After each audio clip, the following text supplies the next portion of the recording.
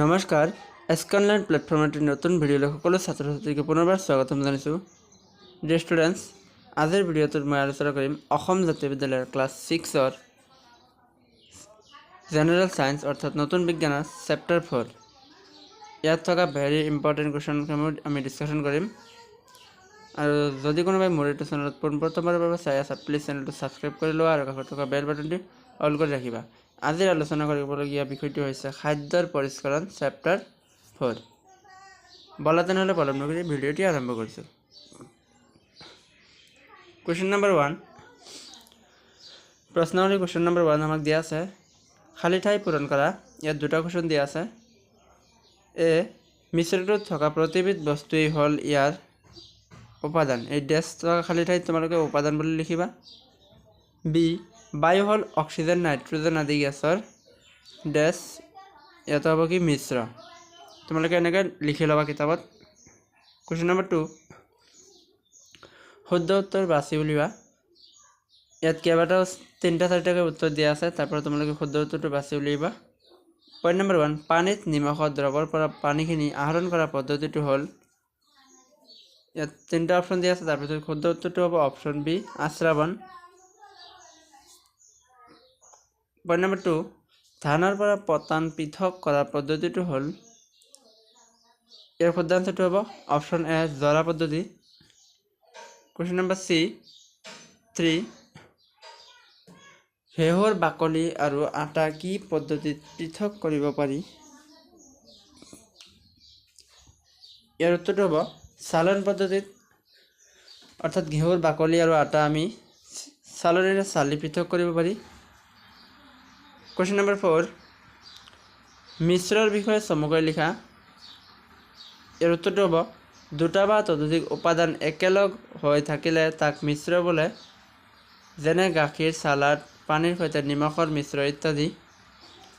অৰ্থাৎ মিশ্ৰ বুলি ক'লে আমি এইটোৱে বুজি পাওঁ, তোমালোকে সদায় স্কুলত খোৱা যিটো চানা খোৱা হয়, এই চানাটো এটা মিশ্ৰণ হয়, কিয়নো তাত কেইবাটাও উপাদান একেলগ হৈ আছে। আৰু মিশ্ৰণ মানেই কুৱেশ্যনটোতে তাৰ এনচাৰ সোমাই আছে, মিশ্ৰণ মানেই মিক্স হৈ থকা কেইবাটাও উপাদান একেলগ হৈ থাকিলে তাক কি বুলি কোৱা হয়? দুটা বা তাতকৈ অধিক উপাদান একেলগ হৈ থাকিলে তাক মিশ্ৰ বুলি কোৱা হয়। যেনে গাখীৰটো অকল বিশুদ্ধ নহয়, ইয়াৰ মাজত কি আছে? তোমালোকৰ চৰ্বি আছে, প্ৰ'টিন আছে আৰু পানী আছে, গতিকে এইটো এটা মিশ্ৰ হ'ব। চালাড, কেঁচা বস্তু তোমালোকে কাটি আমি যিখিনি ঘৰত চালাড বনাওঁ এইবিলাক খাই পাইছা নিশ্চয়। এইটো চালাডটোৱে হয় কি আমাৰ মিশ্ৰ বুলি কোৱা হয়। আৰু পানীৰ সৈতে নিমখৰ মিশ্ৰ, এইটো এটা মিশ্ৰ হয়। কুৱেশ্যন 5, পৰিস্ৰাৱণ সম্পৰ্কে চমুকৈ লিখা। উত্তৰ, পানীত থকা মাটিৰ কণিকাবোৰ পৃথক কৰিবলৈ এটুকুৰা ফিল্টাৰ কাগজ লৈ কাগজখনৰ মাজেৰে পানী পাৰ হ'বলৈ দিয়া হয়। ফিল্টাৰ কাগজৰ মাজেৰে পানী সৰকি যায় আৰু মাটিৰ কণিকাবোৰ কাগজখনত ৰৈ যায়। এই পদ্ধতিটোৱেই হ'ল পৰিস্ৰাৱণ। পৰিস্ৰাৱণ মানে হৈছে তোমাৰ ফিল্টাৰিং কৰা পদ্ধতি। অৰ্থাৎ আমি কি কৰোঁ, পানীখিনি ঘৰত ফিল্টাৰ কৰি খাওঁ, অৰ্থাৎ চাহখিনি চেকাৰ পিছত যিখিনি চাহ খাওঁ, এইটোৱে পৰিস্ৰাৱণ পদ্ধতিৰ উদাহৰণ।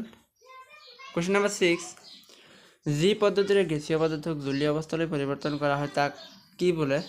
ইয়াৰ উত্তৰটো হ'ব কি ঘনীভৱন পদ্ধতি। অৰ্থাৎ গেছীয় পদাৰ্থ এটাক যেতিয়া আমি জলীয় অৱস্থালৈ পৰিৱৰ্তন কৰোঁ আৰু যিটো পদ্ধতিৰ সহায়ত এইটো কৰোঁ আমি, তাকে কি বুলি কোৱা হয়? ঘনীভৱন বুলি কোৱা হয়।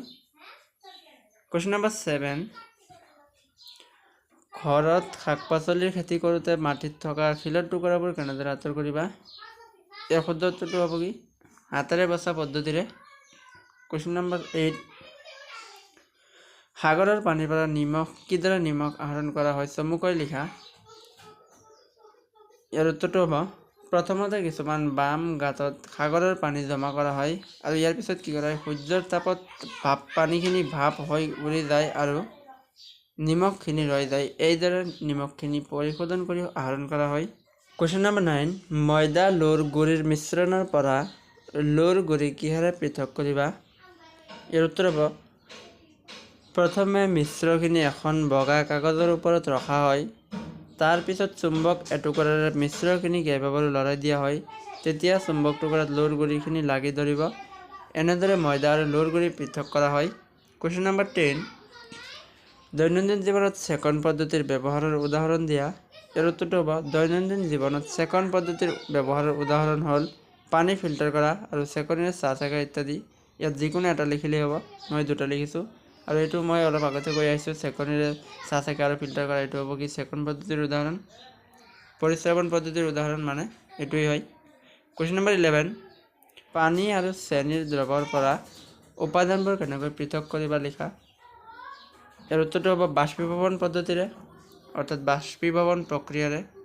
কুৱেশ্যন নম্বৰ 12, শস্যৰ লগত বিভিন্ন অলাগতিয়াল পদাৰ্থ মিহলি হৈ থাকিলে কিদৰে পৃথক কৰিবা। ইয়াৰ উত্তৰ হ'ব হাতেৰে বচা পদ্ধতিৰ সহায়ত। নেক্সট কুৱেশ্যন নম্বৰ 13, মৰণা মৰা আৰু জৰা পদ্ধতি উদাহৰণৰ সৈতে ব্যাখ্যা কৰা। ইয়াৰ উত্তৰ হ'ব মৰণা মৰা, খেতিৰ পৰা ধান, মাহ, ঘেঁহু আদি শস্যবোৰৰ মুঠি খেতিয়কে ঘৰলৈ আনি চোতালত ভালদৰে পাৰি দিয়ে। ইয়াৰ পিছত সেইবোৰৰ ওপৰেৰে গৰু বা ম'হক ঘূৰাই, ফলত গৰু ম'হৰ গছকত ধানবোৰ গছৰ পৰা পৃথক হয়। ইয়াকে মৰণা মৰা বোলা হয়। আৰু এটা আমাক দি আছে জৰা পদ্ধতি। জৰা পদ্ধতি হ'ল ধান বানি অনাৰ পিছত চাউল আৰু তুঁহৰ মিশ্ৰ পোৱা যায়। মিশ্ৰটো কোলাত লৈ জাৰিলে তুঁহবোৰ আঁতৰি যায়, ফলত চাউল আৰু তুঁহ পৃথক হৈ পৰে। এই পদ্ধতিটোক জৰা পদ্ধতি বোলা হয়। কুৱেশ্যন নম্বৰ 14 আৰু আজিৰ ভিডিঅ'ৰ অন্তিমটো কুৱেশ্যন হ'ল নিমখ পানীৰ পৰা কেনেকৈ নিমখ আৰু পানী পৃথক কৰি সংগ্ৰহ কৰিবা লিখা।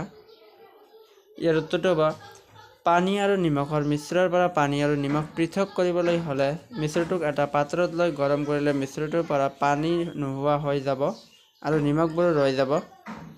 এইদৰে বাষ্পীভৱন প্ৰক্ৰিয়াৰ দ্বাৰা পানী আৰু নিমখ পৃথক কৰি সংগ্ৰহ কৰিব পাৰি। ডিয়াৰ ষ্টুডেণ্টছ, এইখিনিতে তোমালোকৰ ক্লাছ 6ৰ অধ্যায় 4 থকা প্ৰশ্নাৱলী কুৱেশ্যন এনচাৰসমূহ ডিছকাশ্যন কৰা হ'ল। আৰু ইয়াৰ আগৰ ভিডিঅ'টোত মই চেপ্টাৰ 3টো ডিছকাশ্যন কৰিছোঁ। যদি কোনোবাই চোৱা নাই, এইটো ভিডিঅ' ডেছক্ৰিপশ্যনত সেই ভিডিঅ'ত লিংক দিয়া থাকিব, তাৰ পৰা চাই ল'ব পাৰিবা। আৰু এতিয়াও যদি কোনোবাই মোৰ চেনেলটো ছাবস্ক্ৰাইব কৰা নাই, প্লিজ চেনেলটো ছাবস্ক্ৰাইব কৰি লোৱা আৰু কাষত থকা বেল বাটনটি অল কৰি ৰাখিবা।